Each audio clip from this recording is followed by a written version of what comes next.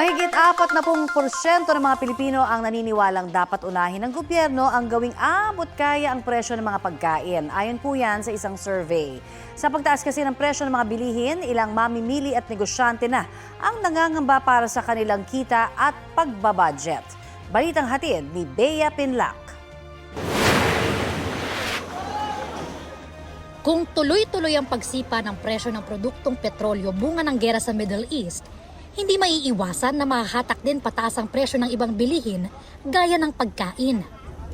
Kaya nangangamba ang ilang mamimili na baka kahit anong higpit nila ng sinturon, hindi pa rin sumapat ang budget nila sa pang-araw-araw. Hindi pa tumatas yung sahod. Wala na, binabudget na lang namin. Kunti-kunti na lang ang bibilin para makaraos lang.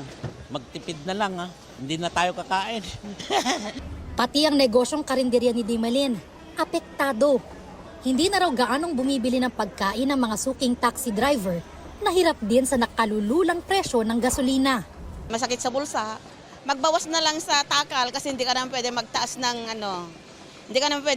ng taas kaagad kasi iwanan ka. Kabilang sila sa 41% ng mga Pilipino na naniniwalang ang dapat unahin ng gobyerno ay magawang abot kaya ang presyo ng pagkain.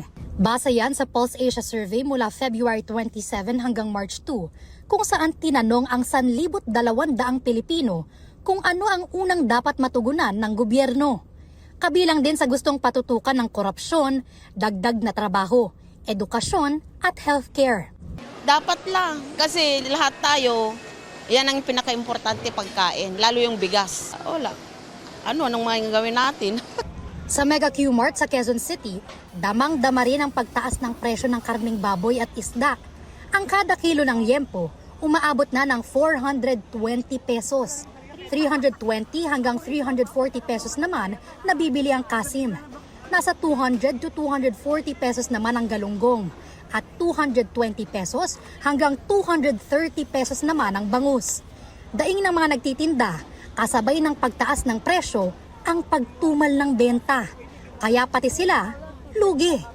Alam mo, pag tumaas ang gasolina, lahat damay na lahat yan. Kasi lahat ginagamit ng gasolina Transportation, sa lahat. Ngayon talaga lugi talaga kami ngayon ito. Kasi tumaas na ang palinda, tapos matumal pa, talaga lugi kami.